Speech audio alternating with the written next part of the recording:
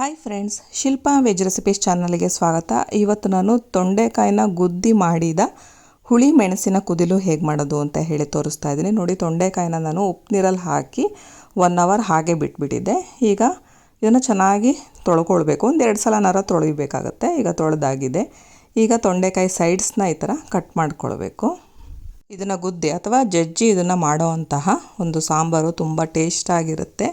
ನಾವು ರೆಗ್ಯುಲರಾಗಿ ಮಾಡುವಂತಹ ಸಾಂಬಾರಿಗಿಂತ ಸ್ವಲ್ಪ ಟೇಸ್ಟು ಚೆನ್ನಾಗಿರುತ್ತೆ, ಜೊತೆಗೆ ಡಿಫ್ರೆಂಟಾಗಿ ಕೂಡ ಇರುತ್ತೆ. ಈಗ ನೋಡಿ, ಈ ರೀತಿ ನಾವು ಕಲ್ಲಿಂದ ಈ ಥರ ಗುದ್ಕೊಳ್ಬೇಕು.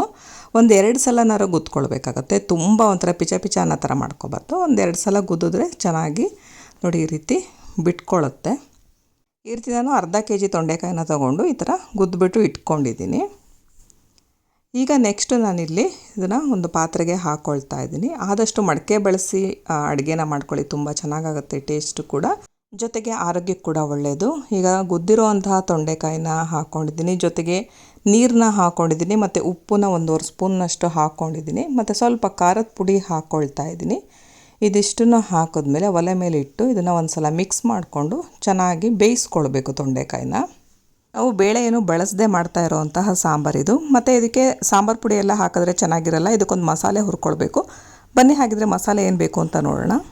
ಈಗ ಪ್ಯಾನ್ಗೆ ನಾನು ಎಣ್ಣೆ ಹಾಕ್ಕೊಳ್ತಾ ಇದ್ದೀನಿ. ಇದಕ್ಕೆ ಧನಿಯಾ ಹಾಕ್ಕೊಳ್ತಾ ಇದ್ದೀನಿ. ಒಂದು ಸಣ್ಣ ಸ್ಪೂನಲ್ಲಿ 3 ಸ್ಪೂನ್ನಷ್ಟು ಧನಿಯಾ ಹಾಕ್ತಾಯಿದ್ದೀನಿ, ಮತ್ತು ಗುಂಟೂರು ಮತ್ತು ಬ್ಯಾಡಗಿ ಮೆಣಸಿನ್ಕಾಯಿನ ಹಾಕ್ಕೊಳ್ತಾ ಇದ್ದೀನಿ. 1/4 ಚಮಚದಷ್ಟು ಜೀರಿಗೆ ಹಾಕ್ಕೊಂಡಿದ್ದೀನಿ. ಜೀರಿಗೆ ಆಪ್ಷನಲ್ ಬೇಕಂದರೆ ಹಾಕ್ಬೋದು, ಇಲ್ಲ ಸ್ಕಿಪ್ ಕೂಡ ಮಾಡ್ಕೊಳ್ಬೋದು, ಅಥವಾ ಇನ್ನೂ ಕಡಿಮೆ ಕೂಡ ಹಾಕ್ಕೊಳ್ಬೋದು. ಇದನ್ನು ಸಣ್ಣ ಉರಿಯಲ್ಲೇ ಹುರ್ಕೊಳ್ಬೇಕು, ಒತ್ತಿಸ್ಕೊಳ್ಬಾರ್ದು. ಧನಿಯಾ ಆಗಲಿ ಜೀರಿಗೆ ಆಗಲಿ ಯಾವುದನ್ನು ಕೂಡ ಅಷ್ಟೇ, ಅಥವಾ ಜೀರಿಗೆನ ನೀವು ಕೊನೆಯಲ್ಲಿ ಹಾಕಿದ್ರೂ ನಡೆಯುತ್ತೆ. ಈಗ ಸ್ಟವ್ ಆಫ್ ಮಾಡಿಕೊಂಡು ಆ ಬಿಸಿ ಇದೆಯಲ್ಲ ಪ್ಯಾನು, ಅದರಲ್ಲೇ ಸ್ವಲ್ಪ ಹಾಗೆ ಹುರ್ಕೊಳ್ತಾ ಇದ್ದೀನಿ. ಇದು ತಣ್ಣಗಾದಮೇಲೆ ಮಿಕ್ಸಿ ಜಾರಿಗೆ ಹಾಕ್ಕೊಳ್ಬೇಕು. ಇನ್ನು ಇದಕ್ಕೆ ನಾವು ಜಾಸ್ತಿ ಐಟಮ್ಸ್ನೆಲ್ಲ ಬಳಸೋದಿಲ್ಲ, ಆದರೂ ಕೂಡ ತುಂಬ ಚೆನ್ನಾಗಾಗುತ್ತೆ. ಬಟ್ ಏನಂದರೆ ಕಾಯಿನ ಸ್ವಲ್ಪ ಜಾಸ್ತಿ ಹಾಕ್ಕೊಳ್ಬೇಕು. ನಾನು ಮಾಡ್ತಾ ಇರೋದು ಕಡಿಮೆ ಕ್ವಾಂಟಿಟಿ ಆದರೂ ಅರ್ಧ ಹೋಳಿಗೆಯಷ್ಟು ತೆಂಗಿನಕಾಯಿನ ತುರಿದು ಇಟ್ಕೊಳ್ತಾ ಇದ್ದೀನಿ. ಇದಿಷ್ಟನ್ನು ಕೂಡ ಹಾಕ್ಕೊಳ್ಬೇಕಾಗತ್ತೆ. ಕಾಯಿ ಜಾಸ್ತಿ ಹಾಕಿದಷ್ಟು ಟೇಸ್ಟ್ ಚೆನ್ನಾಗಾಗುತ್ತೆ. ಬೇಕಂದರೆ ಇನ್ನೊಂದು ಸ್ವಲ್ಪ ಕೂಡ ಹಾಕ್ಕೊಳ್ಬೋದು ನೀವು. ಇದ್ರ ಜೊತೆಗೆ ಸ್ವಲ್ಪ ಅರಿಶಿನ ಹಾಕ್ಕೊಳ್ತಾ ಇದ್ದೀನಿ, ಜೊತೆಗೆ ನಾನು ಬೆಳ್ಳುಳ್ಳಿ ಹಾಕ್ತಾಯಿದ್ದೀನಿ. ಇದು ಆಪ್ಷನಲ್, ಬೇಕಂದರೆ ಹಾಕ್ಬೋದು, ಇಲ್ಲ ಸ್ಕಿಪ್ ಮಾಡ್ಕೊಳ್ಬೋದು. ಈಗ ನೆಕ್ಸ್ಟು ಹುಣಸೆ ಹಣ್ಣು ನೆನೆಸಿ ಇಟ್ಕೊಂಡಿದ್ದೆ, ಇದರ ನೀರನ್ನ ಹಾಕ್ಕೊಳ್ತಾ ಇದ್ದೀನಿ. ತೊಂಡೆಕಾಯಿ ಸ್ವಲ್ಪ ಹುಳಿ ಇರುತ್ತೆ, ಹಾಗಾಗಿ ಹೋಳು ಬೇಯಿಸುವಾಗ ಹಾಕೋದು ಬೇಡ, ಈ ರುಬ್ಬುವಾಗೆ ಹಾಕಬೇಕು. ಈಗ ನೀರು ಹಾಕ್ಕೊಂಡು ಸ್ವಲ್ಪ ತರಿಯಾಗಿ ರುಬ್ಕೊಂಡಿದ್ದೀನಿ. ಚಿರೋಟಿ ರವೆ ಎಲ್ಲ ಇರುತ್ತಲ್ಲ, ಅಷ್ಟು ತರಿಯಾಗಿ ರುಬ್ಕೊಳ್ಬೇಕು. ಈಗ ನೆಕ್ಸ್ಟು ನೋಡಿ, ತೊಂಡೆಕಾಯಿ ಬೆಂದಿದೆಯೋ ಇಲ್ವೋ ಅಂತ ನೋಡ್ಕೊಳ್ಬೇಕಾಗತ್ತೆ. ತೊಂಡೆಕಾಯಿ ಚೆನ್ನಾಗಿ ಬೆಂದ ಮೇಲೆ ನಾವು ರುಬ್ಬಿರೋ ಅಂತಹ ಮಸಾಲೆನ ಹಾಕ್ಕೊಳ್ಬೇಕಾಗತ್ತೆ. ನೋಡ್ತಾ ಇರ್ಬೋದು, ತೊಂಡೆಕಾಯಿ ಬೆಂದಿದೆ.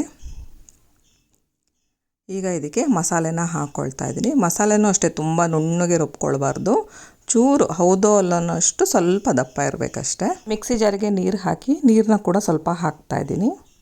ಈಗ ನೆಕ್ಸ್ಟ್ ಇದಕ್ಕೆ ಬೆಲ್ಲ ಹಾಕ್ಕೊಳ್ತಾ ಇದ್ದೀನಿ. ಬೆಲ್ಲ ನೋಡಿಕೊಂಡು ಹಾಕ್ಕೊಳ್ಬೇಕು, ಎಷ್ಟು ಬೇಕು ಅಂತ ನೋಡಿಕೊಂಡು. ಈಗ ಇದನ್ನು ಮಿಕ್ಸ್ ಮಾಡ್ಕೊಳ್ತಾ ಇದ್ದೀನಿ. ಉಪ್ಪು ಆಲ್ರೆಡಿ ಹಾಕಿದ್ದೆ, ಬೇಕು ಅನ್ನೋದಾದರೆ ಇನ್ನೊಂದು ಸ್ವಲ್ಪ ಹಾಕ್ಕೊಳ್ಬೋದು. ನಾನು 1.5 ಸ್ಪೂನ್ ಹಾಕಿದ್ದೆ, ಸಾಮಾನ್ಯವಾಗಿ ನಾನು 2 ಸ್ಪೂನ್ ಹಾಕ್ತೀನಿ, ಇನ್ನು ಅರ್ಧ ಸ್ಪೂನ್ ಹಾಕಿದ್ದೀನಿ. ನೆಕ್ಸ್ಟ್ ಕೊತ್ತಂಬರಿ ಸೊಪ್ಪನ್ನ ಸಣ್ಣದಾಗಿ ಹೆಚ್ಚಿಟ್ಕೊಂಡು ಅದನ್ನು ಕೂಡ ಹಾಕ್ಕೊಳ್ತಾ ಇದ್ದೀನಿ. ಈಗ ಇದಿಷ್ಟನ್ನು ಹಾಕಿ ಮಿಕ್ಸ್ ಮಾಡಿಕೊಂಡು ಇದನ್ನು ಕುದಿಯೋದಕ್ಕೆ ಬಿಡಬೇಕಾಗತ್ತೆ. ಅಷ್ಟರಲ್ಲಿ ನಾವು ಒಂದು ಒಗ್ಗರಣೆ ಹಾಕ್ಕೊಳ್ಳೋಣ. ಇದಕ್ಕೆ ಸ್ವಲ್ಪ ಬೆಳ್ಳುಳ್ಳಿನ ತೊಗೊಂಡಿದ್ದೀನಿ, ಇದನ್ನು ಜಜ್ಕೊಳ್ತಾ ಇದ್ದೀನಿ. ಬೆಳ್ಳುಳ್ಳಿ ಹಾಕಲ್ಲ ಅನ್ನೋರು ಬರೀ ಸಾಸಿವೆ ಕರಿಬೇವು ಒಗ್ಗರಣೆ ಮಾಡ್ಕೊಳ್ಬೋದು. ನೆಕ್ಸ್ಟು ಒಗ್ಗರಣೆಗೆ ಕೊಬ್ಬರಿ ಎಣ್ಣೆ ಹಾಕ್ಕೊಳ್ತಾ ಇದ್ದೀನಿ. ಕೊಬ್ಬರಿ ಎಣ್ಣೆ ಕಾದ್ಮೇಲೆ ಸಾಸಿವೆ ಹಾಕ್ತಾ ಇದ್ದೀನಿ. ನೆಕ್ಸ್ಟ್ ಇಲ್ಲಿ ಜಜ್ಜಿ ಇಟ್ಕೊಂಡಿರೋ ಬೆಳ್ಳುಳ್ಳಿ ಹಾಕ್ತಾ ಇದ್ದೀನಿ, ಕರಿಬೇವು ಹಾಕ್ತಾ ಇದ್ದೀನಿ. ಬೇಕಂದರೆ ಒಣಮೆಣ್ಸಿನ್ಕಾಯಿ 1-2 ಕಟ್ ಮಾಡಿ ಕೂಡ ಹಾಕ್ಕೊಳ್ಬೋದು. ಕೊಬ್ಬರಿ ಎಣ್ಣೆ ಇಲ್ಲ ಅಂದರೆ ಮಾಮೂಲಿ ಶೇಂಗಾ ಎಣ್ಣೆ ಅಥವಾ ಸನ್ಪ್ಯೂರ್ ಯಾವ್ದು ನೀವು ಯೂಸ್ ಮಾಡ್ತೀರೋ ಅದನ್ನೇ ಹಾಕ್ಕೊಳ್ಬೋದು. ಈಗ ಸಾಂಬಾರು ಕುದೀತಾ ಇದೆ, ನಾನು ಸ್ಟವ್ ಆಫ್ ಮಾಡಿ ಒಗ್ಗರಣೆ ಹಾಕಿ ಇದನ್ನು 1-2 ನಿಮಿಷ ಮುಚ್ಚಿಡ್ತಾ ಇದ್ದೀನಿ.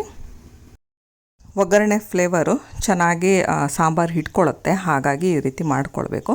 ಈಗ 1-2 ನಿಮಿಷ ಆದಮೇಲೆ ಚೆನ್ನಾಗಿ ಮಿಕ್ಸ್ ಮಾಡಿಕೊಂಡ್ರೆ ತೊಂಡೆಕಾಯಿ ಕುದಿಲು ರೆಡಿ ಆಗುತ್ತೆ. ನೀವು ಕೂಡ ಈ ರೆಸಿಪಿನ ಮಿಸ್ ಮಾಡದೆ ಟ್ರೈ ಮಾಡಿ. ಈ ವಿಡಿಯೋ ಇಷ್ಟ ಆದರೆ ಲೈಕ್ ಮಾಡಿ, ಶೇರ್ ಮಾಡಿ ಹಾಗೂ ಸಬ್ಸ್ಕ್ರೈಬ್ ಮಾಡಿ. Thank you friends.